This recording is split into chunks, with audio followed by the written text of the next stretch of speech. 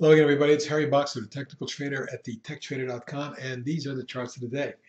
I'm going to talk about longs and shorts today, and the stocks that stood out today were a 33.5% gainer KERX on 29.7 million, jumped $1.24 to 494, and you can see how this spiked up and through a couple layers of resistance here and here, and got pretty close to this spike high from May of this year of 550. There's going to be resistance there, and that would be the initial target from where we are now. Secondary target around 640. A big surge like that on that kind of volume is significant, and I would expect to at least test this 550-55 area. You can see how its resistance going back a couple years now. AEZS had a significant move today. Excuse me, the base that was built exploded with a breakaway gap, took out the declining tops line, immediate price resistance, and went up into the resistance zone at this spike high from the end of August. Closing at the top of the range, if we gap up tomorrow, we can see the stock move to near 2.5 short term. Big day for BCRX. We noted the breakout back in here. It's been moving steadily higher. Beautiful rising channel. Today it spiked up 89 cents or 19%, 2.25 million shares traded, and it closed right at the high for the day near the key resistance zone. If we take a look at the weekly chart, you'll see that this zone of resistance back in 2010 here is the near-term resistance, and the secondary resistance level would be up around 8.5, and that would be my secondary target if it does work its way through here. But a little overbought short term. Junior Biotech Galena Biopharm with a 1, 2, 3, 4, 5 wave move may have hit a key resistance zone in here. We'll have to see if there's any follow through. If we do get one, perhaps we see the stock in a 2.5, 3/4 zone. But at this point, I would be careful about getting too aggressive with it because of the move it's had already. ALIM with a huge pop recently, followed by a 3-day little wedge, and today exploded out of that wedge. 59-cent gainer, 15.6%, 1.25 million. It closed reasonably well, although it was 30 cents off the high. It was still up 59 cents. And we'll see if there's any follow through. My target is now around 6.25. SCEI, 3 consecutive days of gains. You can see how the stock has done extremely well here, but coming up to a key resistance zone. First target 385, second target 5, and we may have some tough going at 385. Let's see what that means back here on the charts. This spike high here and these lows in here represent resistance at this zone, and this entire zone up here is secondary target. Broad Vision, well, folks, got to tell you, this is one of the more amazing stocks this year. Exploding from 8.5 to 45 inside of a month, 5 weeks. Sharp pullback, and cut it in half, and then right back up to the high, double topping before pulling back, but holding the 20, and then working its way up before today. And a big reversal day. Check this out. Down sharply in the morning, but held support at 39.54 and closed at 50.73. A remarkable $11 reversal. And it closed up 5.79 a day, or 13% after being down nearly as much. So at this point, I'd have to look at it and say, you know what? This has just shot at extending to 60 plus in the next few days. Take a look at this one over the next couple days for scalp trades. GRVY, after this orderly pullback here, tested support and bounced yesterday. He bounced yesterday on a big reversal day. Today followed through with a 1/4 9% gain. Volume was pretty good, 634,000. That's good for that stock. And my target now is 3.5, followed by 4.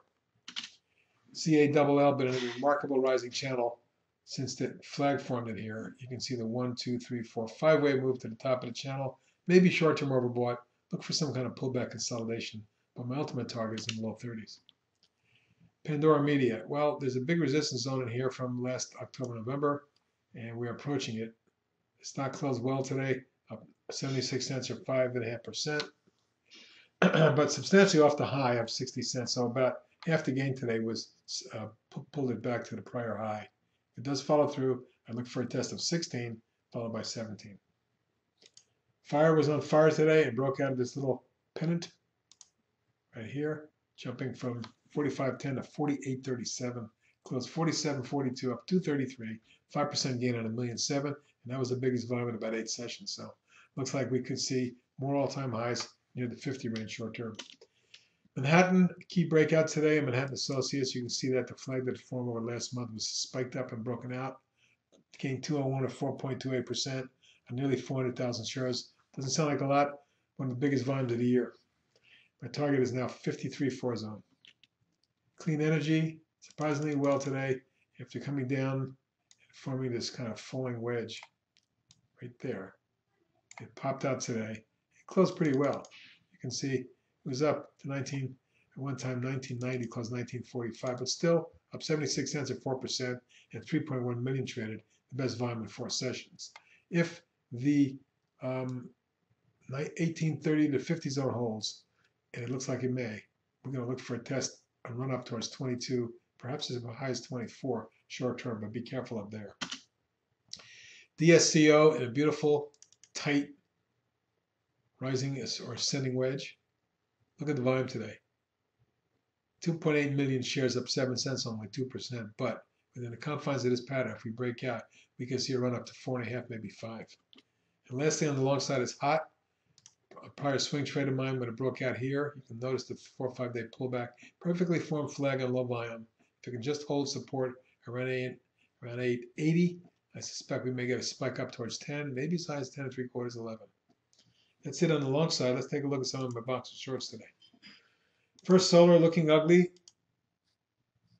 down 6.5%, and or $1.94 to 28, and that is the lowest level the stock has reached in memory almost. Let's see, since its early IPO days,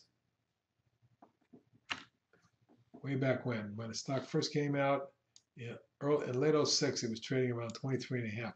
I suspect we may very well test that before it's over. Looking for something down in that high teens, low 20s perhaps, and this is one ugly looking chart.